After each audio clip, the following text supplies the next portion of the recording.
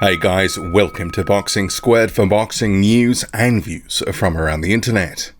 Dillian Whyte is doing his darndest to try reheat the beef with Anthony Joshua. The beef that really has gone cold, it's gone mouldy.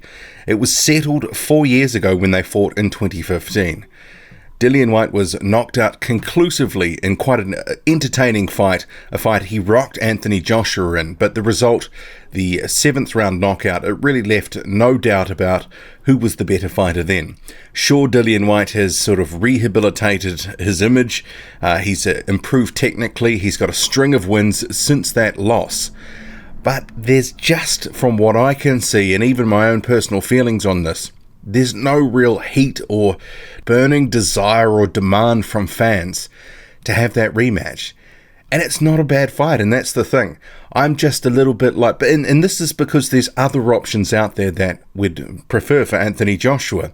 We want to see him in those biggest fights. He's on the brink of becoming an undisputed champ. He wants that fight. He says that's his first option.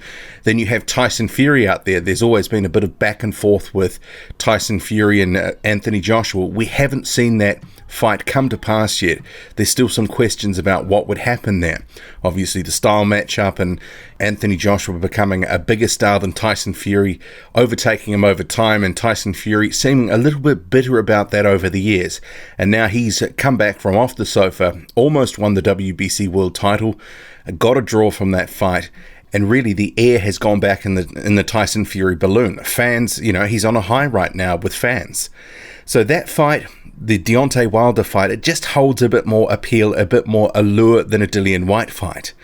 And Whyte, he's doing his best to try reheat it. He's been, if you've noticed, he's been out in the media in the past week or 10 days, all over the place, making all manner of comments, and it's no coincidence. He is on a bit of a tool right now, doing as much media as possible.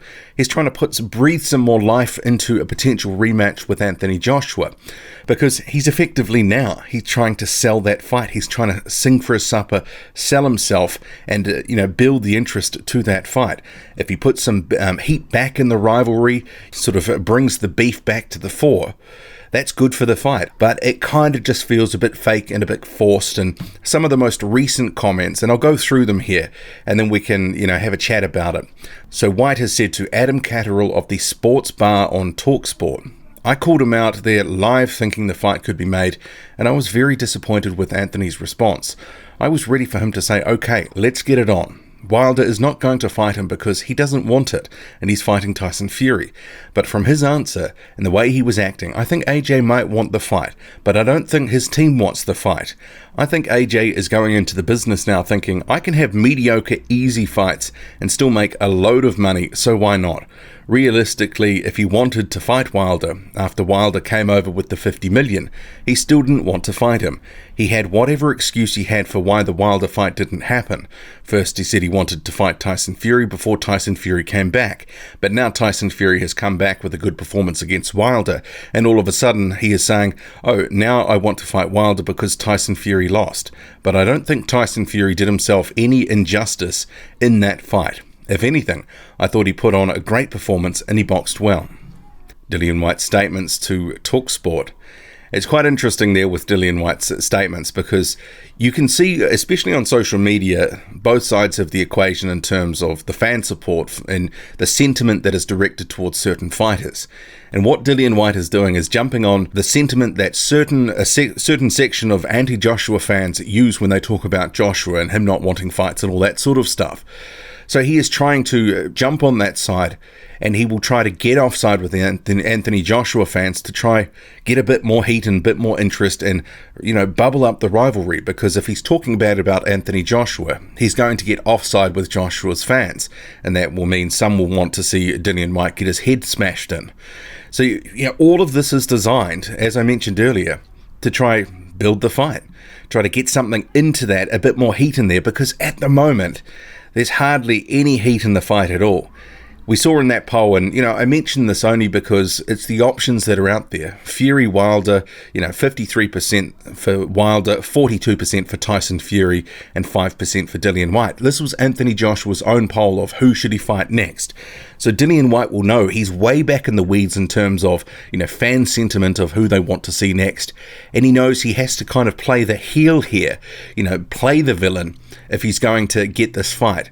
And in the past couple of years, we've actually seen from some of the statements from Anthony Joshua and Dillian Whyte that there's no real beef left between them, and it was kind of put to bed.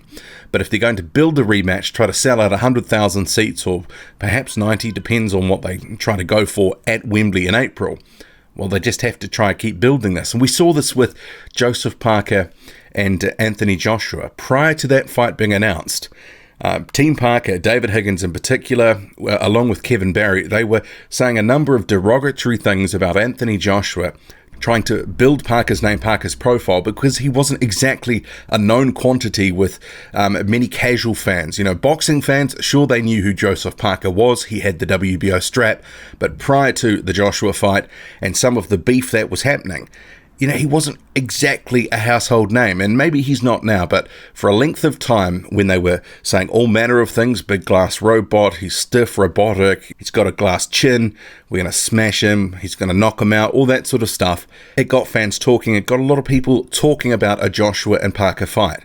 And it did work to some extent. It built up Parker's profile to some degree. Whyte doesn't necessarily need the profile, but what he does need is a bit more interest for him to fight Joshua, because it is a retread fight after all. He got knocked out conclusively the first time, and that's why, to some extent, there's not, in my view, so much heat for this fight. We've got the prospect of other unbeaten fighters out there like Wilder or Fury. Guys, we haven't seen the fights before, and that's what holds a lot of people's interest. Many people with this fight, even though it's a decent fight, feel that Anthony Joshua, it's probably going to end the same result, that with Dillian Whyte getting knocked out.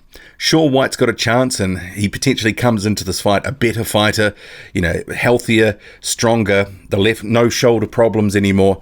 But the thing is, Joshua himself, he's also better. And, the bigger man, the better boxer, a lot of people would think that Joshua will take his time, but eventually catch up with Whyte and drop him with something devastating. That's sort of the narrative that's going around at the moment with a lot of fans. And Dillian Whyte, he's got a shot for sure, but it's kind of like the Jarrell Miller fight as well. That fight needs intense building. So whatever way they go, if it's not Deontay Wilder or Tyson Fury, they've got their work cut out for them, because Dillian Whyte, we've seen that before. Jarrell Miller, he's been fighting Neville Nobodies the last, couple of fights. There's no heat for that fight either. So they're in a bit of a precarious predicament, especially because they have Wembley booked. Can they sell it out? And if they are to sell it out, they need whoever is going to be selling it out to really create some heat, some beef, some rivalry. And even for a Miller fight, Whyte is kind of taking a page out of Miller's book. Miller has been just constantly talk. Whyte hasn't needed to do that recently because he's been engaged doing other things, other fights, building his own name, his own profile.